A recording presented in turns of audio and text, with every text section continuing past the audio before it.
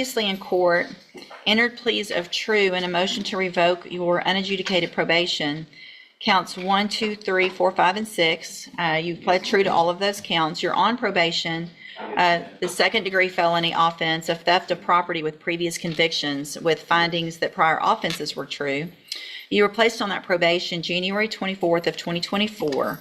I have received the pre-sentence report, as well as there was one incident report from the jail, a page that should have been sent to you all, and also Mr. Coleman has also provided a copy of the court's sentencing hearing, a transcript from that original sentencing back on January 23rd of 2024. Has everyone had an opportunity to review all of those things? We have, Your Honor. State has, Judge. Are there any additions or corrections to that updated report? Not from the defense. Not from the state, Your Honor. There are a couple of things I'd like to speak to if and when the court would like to hear from you. Yes, of course. So let me just, there's no agreement in this, correct? This was just open to the court? That's correct, Your Honor. Yes, Your Honor. And, all right, Mr. Rojas, you may proceed. Thank you, Your Honor. We're going to be asking for the court to continue Mr. Taylor on probation. I know by looking at the PSI on paper, it doesn't look like there's a chance that Mr. Taylor should be given, especially given his criminal history. It looks like his criminal history is all in some way related to drug abuse. If you look at the allegations he pled true to, those are the non-compliance allegations have to do with drugs.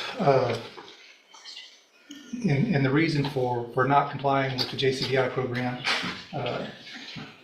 he doesn't come from a wealthy background. He doesn't have a whole lot of affluent friends and family members that can help him out. He had a ride with his brother. His brother had an accident, and that option was not available to him anymore.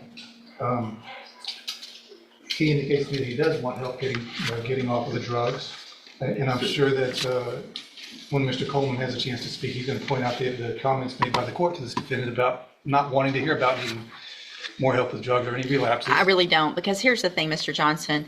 I'm looking back at your original pre-sentence report that when I put you on probation, and I make notations on those reports and make highlights and those types of things. And I'm noting that in that report, you already, before this case, had gone to ISF and SAFEP. And then on this probation, I sent you to ISF at the beginning of the probation. Is that correct or no? I believe parole was sent into ISF. Yes, ma'am. So you were on parole. Yes, ma'am. I gave you a probation against Mr. Coleman's wishes and really against what looked like I should have. You went to ISF regardless of who. So you've been to ISF twice. Is that correct? You're looking at her. You've gone. Have you been to ISF once or twice? How many times? How many times? Twice in 20 years. Okay, so I've been in prison 23 years out of the last 30 years. So I've been doing my time, and but you I keep haven't had a chance to, to do what? Because you've been to SAFEP, you've been to ISF, and you went to ISF more recently, right? Yes, ma'am. Okay. As soon as I got out, I got it right on probation, and I haven't had a chance to. You got right on probation. You didn't. Yes, ma'am. You tested. Then I had to go to Beaumont, which You I'm tested from, positive for cocaine Yes, after ma'am. all of this time, and all the different things that have been given to you, and the opportunity that I gave you back in January of last year. You pled open, just open to me. I could have done anything. Yes. I could have sent you to prison for 20 years, 10 years, and I gave you an opportunity. And I said on that day, because Mr. Coleman printed it out for I know me. what you said. Well, Ma'am. so how do I do anything other than what I said? I mean, the situation. I've got parents. My mother's 90 years old, man. I don't want her to die and I be Hey, in prison. we're not talking about anybody You but know you what? today. Yeah, I know. I'm sorry your mom's that old and that you Yeah. haven't been around to be with her, but that's whose fault? It's not going to be my fault if you're not there. How about some personal responsibility instead of my mom is old and don't send me to prison?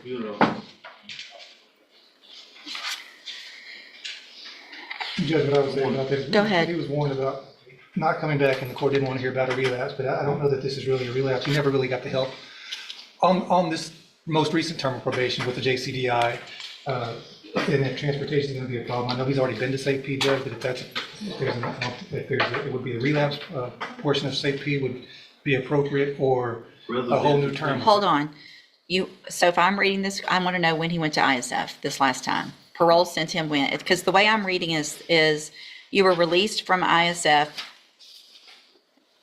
and started JCDI August 6th of 2024. So I put you on probation in January, and between January and August, you went to ISF last year. Is that correct or no? Parole sent him to ISF because of this new charge.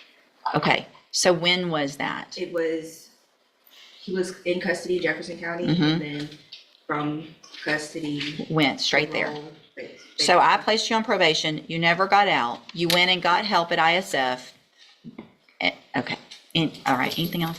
And Judge, if the court, and it seems like the court is not leaning towards probation. No. No. I would point out, we understand the range of punishment is up to 20 years, but the bottom line of that range is 2 to 20. And I still haven't done anything yet. So your response and how you act right now is going to go into what I do. I understand the legislation makes it possible to go all the way up to 20, but it also makes it possible to go down as low as 2. I think we have to look at each case for the facts, and the underlying offense was a theft at the Dollar General, I think, or Family Dollar, I think it was about $100 worth of merchandise. I would ask the court to consider something at the lower end of the range, maybe 2 to 5. Just because we can drop the hammer on them, that doesn't necessarily mean that we should. And that's what we're asking the court to do. Probation is not going to be an option. Thank you. Mr. Coleman. I'll keep it brief. The defendant has earned every bit of a 15-year sentence in prison. That's what I asked for originally. You placed him on deferred. That's what I'm asking for today. 3 things I'd like to quickly point out, Your Honor. Looking at the defendant's version in the updated PSI, he says that when he was placed on in the JCDI program, that he believes it was an attempt to set him up for failure, demonstrating a lack of acceptance of his own responsibility. The resources and time that have been dedicated to this defendant, limited resources, mind you, could have been redirected to someone who is more amenable to being rehabilitated. Lastly, you got his full criminal history there in the original PSI. And I provided you with the transcript from the sentencing just to remind the court. I know you see a lot of defendants, but just to remind the court that you essentially told him up front this was essentially a 0 tolerance probation. And I do appreciate that because I do see a lot and I don't remember it all. But Mr. Taylor, do you have anything you want to say? Yes, ma'am. Been through a lot of things in my life, people dying in my family and other things, drugs. But, I think, that I could do better if I had a chance, proper opportunity, ma'am. And I did a lot of time. I've done my time. You have. I don't think just putting me in prison, I think I need a chance. I really do. It doesn't make any sense because you're saying, you've done a lot of time. And at some point, you either say, I don't like prison and I want to do better. That's what I want, man. But you didn't take advantage of the opportunities you were given. You're saying you want help. And we gave you help, or parole gave you help. So you didn't even get out on my probation yet. You had ISF, a reminder of the tools that you had a long time ago. You had those things, and you got out, and you didn't take advantage of the opportunity that I told you. You better take advantage of it because you're not going to get it again. You're saying the same things that you said. Please just give me another chance. I'm going to do better. Please send me to ISF or a SAFEP. It's all the same thing that you're saying, and no one is setting anybody up for failure. Hang on. To the JCDI. I had back surgery. So what you're telling me is when did you have back surgery? 8 years ago. Okay. But they only did half. Listen. I'm not making excuses.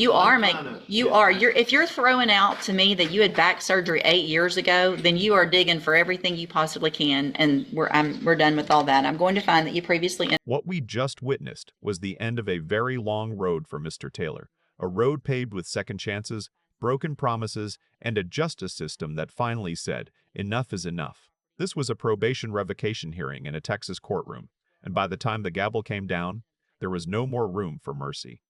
Mr. Taylor had been placed on unadjudicated probation back in January 2024 for a second-degree felony theft of property with previous convictions. The judge gave him that probation against the prosecutor's recommendation, against what the record suggested she should have done. It was a lifeline, and Mr. Taylor let it slip right through his fingers. He pled true to all 6 counts of noncompliance. The violations tie back to the same pattern that had defined decades of his life: drug use, failed programs, and a refusal to take ownership of the spiral.